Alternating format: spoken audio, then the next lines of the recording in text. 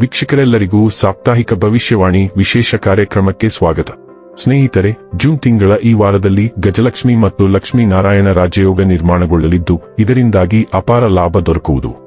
ಈ ವಾರ ಕಟಕ ರಾಶಿಯಲ್ಲಿ ಲಕ್ಷ್ಮೀ ಯೋಗದ ಶುಭ ಸಂಯೋಗವೂ ಕೂಡ ನಿರ್ಮಾಣಗೊಳ್ಳುವುದು. ಶುಕ್ರ ಮತ್ತು ಬುಧ ಗ್ರಹಗಳ ಸಂಯೋಗವು ಕಟಕ ರಾಶಿಯಲ್ಲಿ ಸಂಭವಿಸುವುದರಿಂದ ಲಕ್ಷ್ಮೀನಾರಾಯಣ ರಾಜಯೋಗ ನಿರ್ಮಾಣಗೊಳ್ಳಲಿದೆ. ಹಾಗೆ ಶುಕ್ರ ಮತ್ತು ಗುರು ಗ್ರಹಗಳ ಸಂಯೋಗವು ಕಟಕ ರಾಶಿಯಲ್ಲಿ ಸಂಭವಿಸುವುದರಿಂದ ಗಜಲಕ್ಷ್ಮಿ ಯೋಗವನ್ನು ನಿರ್ಮಿಸಲಿದೆ. ಜೊತೆಗೆ ಬುಧ, ಶುಕ್ರ ಮತ್ತು ಗುರು ಗ್ರಹಗಳ ಸಂಯೋಗದಿಂದಾಗಿ ತ್ರಿಗ್ರಾಹಿ ಯೋಗವು ಸೃಷ್ಟಿಯಾಗುವುದು. ಜ್ಯೋತಿಷ್ಯ ಶಾಸ್ತ್ರದ ಪ್ರಕಾರ ಗ್ರಹಗಳ ಶುಭ ಸಂಯೋಗದಿಂದಾಗಿ ವಿಶೇಷ ಯೋಗಗಳು ನಿರ್ಮಾಣಗೊಳ್ಳಲಿದೆ. ಜೂನ್ 22ರಿಂದ ಜೂನ್ 28ರವರೆಗಿನ ಧನು ರಾಶಿಯವರ ಭವಿಷ್ಯವನ್ನು ತಿಳಿದುಕೊಳ್ಳೋಣ. ಈ ವಾರದನು ರಾಶಿಯವರ ಫಲಾಫಲಗಳೇನು, ಗ್ರಹಗತಿಗಳು ಹೇಗಿರಲಿವೆ, ಕೌಟುಂಬಿಕ, ಸಾಮಾಜಿಕ ಜೀವನ ಹಾಗೂ ವ್ಯಾಪಾರ ವಹಿವಾಟು ಹೇಗೆ ನಡೆಯಲಿದೆ, ಅಲ್ಲದೆ ಯಾವೆಲ್ಲ ಸಮಸ್ಯೆಗಳು ನಿಮ್ಮನ್ನು ಈ ಸಾಪ್ತಾಹಿಕದಲ್ಲಿ ಕಾಡಲಿವೆ, ಅವುಗಳಿಗೆ ಪರಿಹಾರಗಳೇನು ಎಂಬುದನ್ನು ತಿಳಿಯಲು ಈ ವಿಡಿಯೋವನ್ನು ಸಂಪೂರ್ಣವಾಗಿ ವೀಕ್ಷಿಸಿ.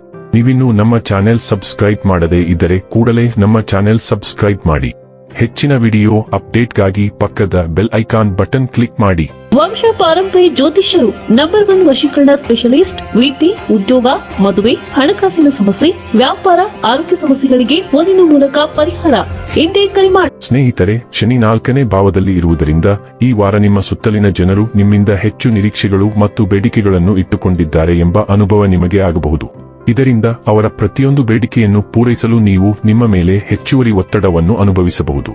ಆದರೆ ನೀವು ಅರ್ಥ ಮಾಡಿಕೊಳ್ಳಬೇಕಾದದ್ದು ಏನೆಂದರೆ, ನೀವು ಮಾಡಬಹುದಾದ ಮಟ್ಟಕ್ಕಿಂತ ಹೆಚ್ಚು ಯಾರಿಗೂ ವಾಗ್ದಾನ ಮಾಡಬಾರದು ಮತ್ತು ಇತರರನ್ನು ಸಂತೋಷಪಡಿಸಲು ನಿಮ್ಮನ್ನು ಅನಾವಶ್ಯಕ ಒತ್ತಡಕ್ಕೆ ಒಳಪಡಿಸಬಾರದು.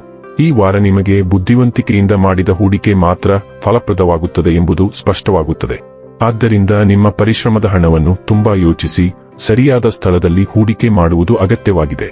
ಈ ವಿಷಯದಲ್ಲಿ ಯಾವುದೇ ಅನುಮಾನ ಇದ್ದರೆ ಅನುಭವ ಹೊಂದಿದ ಹಿರಿಯರ ಸಲಹೆ ಪಡೆಯಬಹುದು.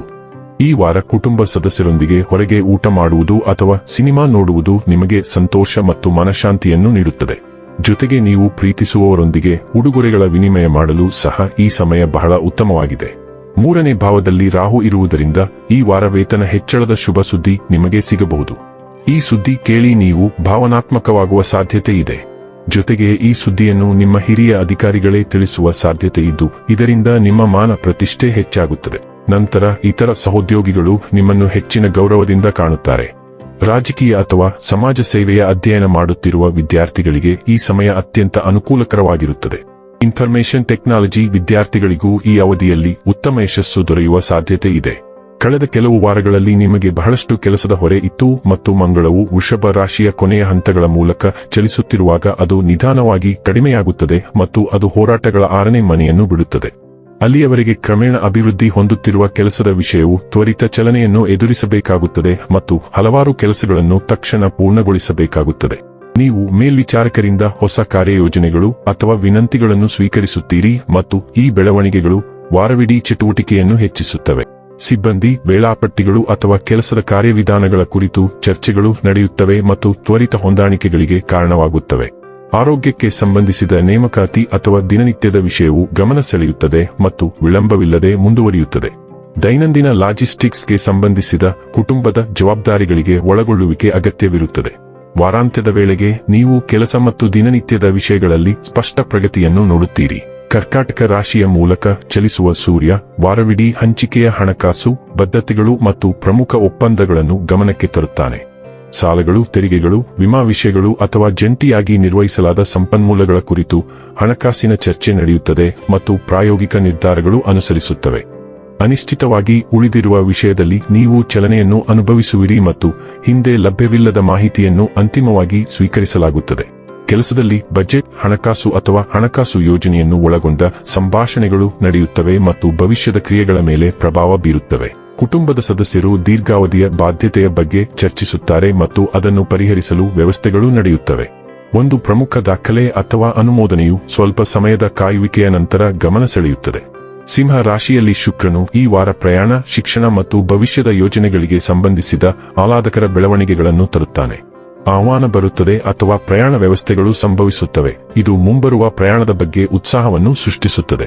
ಅಧ್ಯಯನಗಳು, ಬರವಣಿಗೆ ಪ್ರಮಾಣೀಕರಣಗಳು, ಕಾನೂನು ವಿಷಯಗಳು ಅಥವಾ ಅಂತಾರಾಷ್ಟ್ರೀಯ ಸಂಪರ್ಕಗಳಿಗೆ ಸಂಬಂಧಿಸಿದ ಪ್ರೋತ್ಸಾಹದಾಯಕ ಸುದ್ದಿಗಳನ್ನು ನೀವು ಸ್ವೀಕರಿಸುತ್ತೀರಿ ಮತ್ತು ಈ ಮಾಹಿತಿಯು ಭವಿಷ್ಯದ ನಿರ್ಧಾರಗಳ ಮೇಲೆ ಪ್ರಭಾವ ಬೀರುತ್ತದೆ. ಕೆಲಸದಲ್ಲಿ ವಿಭಿನ್ನ ಹಿನ್ನೆಲೆಯ ಜನರೊಂದಿಗೆ ಸಂಭಾಷಣೆಗಳು ನಡೆಯುತ್ತವೆ ಮತ್ತು ಉಪಯುಕ್ತ ಅವಕಾಶಗಳನ್ನು ತೆರೆಯುತ್ತವೆ. ಪ್ರಯಾಣ ಅಥವಾ ದೀರ್ಘಕಾಲೀನ ಗುರಿಗಳ ಕುರಿತು ಕುಟುಂಬ ಚರ್ಚೆ ನಡೆಯುತ್ತದೆ ಮತ್ತು ಅದು ಸಕಾರಾತ್ಮಕ ತೀರ್ಮಾನಗಳಿಗೆ ಕಾರಣವಾಗುತ್ತದೆ. ಆರ್ಥಿಕವಾಗಿ ಪ್ರಯಾಣ, ಕಲಿಕೆ ಅಥವಾ ವೈಯಕ್ತಿಕ ಪುಷ್ಟೀಕರಣಕ್ಕೆ ಸಂಬಂಧಿಸಿದ ಖರ್ಚುಗಳು ಸಂಭವಿಸುತ್ತವೆ ಮತ್ತು ಯೋಗ್ಯವೆಂದು ಭಾವಿಸಲಾಗುತ್ತದೆ. ಇನ್ನು ಕೊನೆಯದಾಗಿ ಮಾಡಿಕೊಳ್ಳಬೇಕಾದ ಉಪಾಯಗಳ ಕುರಿತು ನೋಡುವುದಾದರೆ, ನಿರಂತರವಾಗಿ 108 ದಿನಗಳವರೆಗೆ ವಯಸ್ಸಾದ ಮಹಿಳೆಯ ಪಾದಗಳನ್ನು ಸ್ಪರ್ಶಿಸಿ ಅವರ ಆಶೀರ್ವಾದವನ್ನು ಪಡೆಯುವುದರಿಂದ ಸಂತೋಷದಾಯಕ ಮತ್ತು ಸಂತೃಪ್ತ ಕುಟುಂಬ ಜೀವನವನ್ನು ಪಡೆಯುತ್ತೀರಿ. ವೀಕ್ಷಕರೇ, ಇದಾಗಿತ್ತು ಧನು ರಾಶಿಯ ಜಾತಕದವರ ಜೂನ್ 22 ರಿಂದ ಜೂನ್ 28 ರವರೆಗಿನ ಫಲದ ಮಾಹಿತಿ ಇಷ್ಟವಾದರೆ ವಿಡಿಯೋವನ್ನು ಲೈಕ್ ಮತ್ತು ಶೇರ್ ಮಾಡಿ. ಹಾಗೆ ಚಾನೆಲ್ ಸಬ್ಸ್ಕ್ರೈಬ್ ಮಾಡುವುದರ ಜೊತೆಗೆ ನಿರಂತರ ವಿಡಿಯೋ ಅಪ್ಡೇಟ್ಸ್ಗಳಿಗಾಗಿ ಪಕ್ಕದ ಬೆಲ್ ಐಕಾನ್ ಕ್ಲಿಕ್ ಮಾಡಿ.